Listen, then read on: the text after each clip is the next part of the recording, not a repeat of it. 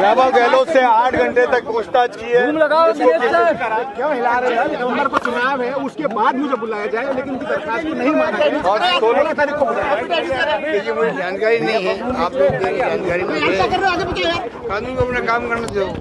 अगर मान लो ईडी ने दे दिया है, पूछताछ की है, जवाब दिया होगा उन्होंने, टाइम मांगा होगा, टाइम नहीं दिया है, कोई सोच समझ के नहीं दिया होगा। मैं कैसे कह सकता हूँ कुछ? मुझे कुछ पता नहीं है।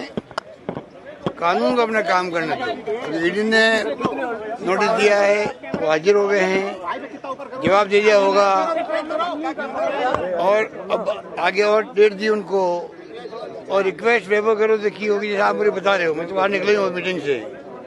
उन्होंने रिक्वेस्ट की है कि चुनाव के बाद बुलाओ मुझे, उन्होंने स्वीकार कर दिया होगा, तो मैं उस पर क्या कर सकता हूँ? कानून अपना काम करेगा।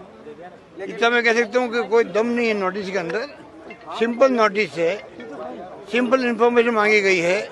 जो कुछ हो रहा है पॉलिटिकल मैसेज आए, पीसीसी प्रेसिडेंट के छापे पड़ गए हैं, मुख्यमंत्री के सन के ऊपर छापे पड़ गए हैं, उनको बुला लिया गया है, तो पॉलिटिकली कैसे माइलेज लें उस काम को लगे हुए ईडी वाले, क्योंकि ऊपर दबाव उनके ऊपर है। इससे कोई फर्क नहीं पड़ने वाला। बल्कि वहाँ राजस्थान भर के अंदर जब से खबर आई है कि आपने ईडी ने बुलाया नोटिस देकर के, 12 साल पहले का केस खत्म हो चुका। खत्म केस था ही नहीं पहले बात, तो कोई केस ही नहीं था। एक मिस्टर किरीट सोमैया बोलते थे 12 साल पहले, घूम करके वो हम सुनते थे। उन बातों को लेके बुला लिया गया। प्रदेश कांग्रेस अध्यक्ष की एक बड़ी पोस्ट होती है, हमारा पार्टी अध्यक्ष हैं, पेपर लिख के मैंने उनके घर में घुस गए और पूछताछ की नहीं उनसे। उन्हें पूछताछ नहीं की, ना बयान लिए उनके, और दिन में बैठे रहे वहाँ पर। आप सोच सकते हो कि ये पूरा पॉलिटिकल खेल है बीजेपी का, और उससे बहुत बड़ा रिएक्शन राजस्थान के अंदर गांव-गांव में पहुंचा है। रिएक्शन इनको लेने देने पड़ जाएंगे। भारत सरकार के जिन नेताओं के इशारे पर ईडी की कार्रवाई चल रही है, चाहे छत्तीसगढ़ हो, चाहे राजस्थान हो, चाहे और कोई राज्य हो। कर्नाटक में आपने देख लिया, डीके शिव कुमार जी, वो भी प्रदेश के अध्यक्ष थे कांग्रेस के, 22 बार छापे पड़े वहाँ पे, 22 बार छापे पड़े। चुनाव कौन जीता? कांग्रेस जीती है। और वो स्थिति होगी राजस्थान के अंदर भी होगी, छत्तीसगढ़ में भी होगी, मध्य प्रदेश में भी होगी। कितने छापे डाल दे, अब इनके छापों का इफेक्ट नहीं रहा है।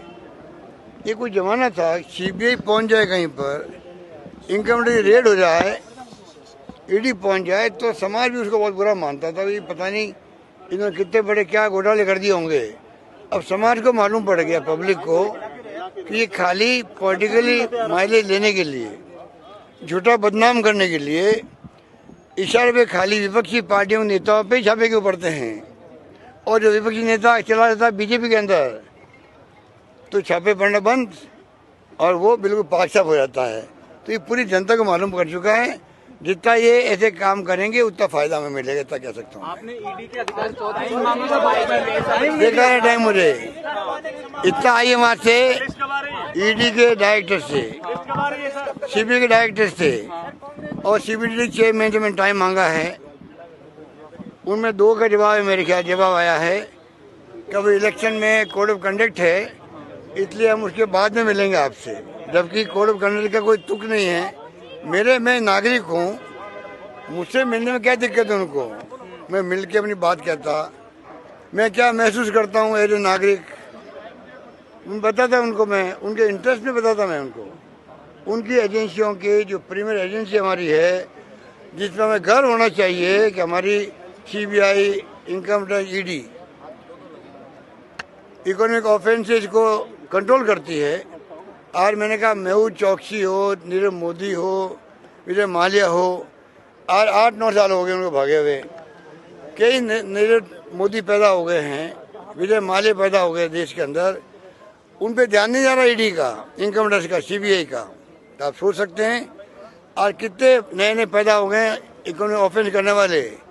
उनकी बजाय पॉलिटिकल पर्सनालिटीज पे आप दावा बोल के, उनको तंग करके, उनके घरों में घुस करके, नोटिस दे करके आप देश की जनता का ध्यान डाइवर्ट कर रहे हो। जैसे कि यहाँ पे आर्थिक अपराध है ही नहीं देश के अंदर। आर्थिक अपराध मोदी ने खत्म कर दिया है। इसका मतलब क्या हुआ? आर्थिक अपराध, मोदी जी की इतनी अच्छी नीतियां हैं, इतनी अच्छी कार्रवाई हैं, देश में अब आर्थिक रूप से कोई अपराध हो ही नहीं रहा है, अनियमितता हो ही नहीं रही फाइनेंशियल, और खाली जो पॉलिटिशियन हैं उनके ऊपर छापे पड़ रहे हैं, पूरी तरह एक्सपोज हो रहे हैं।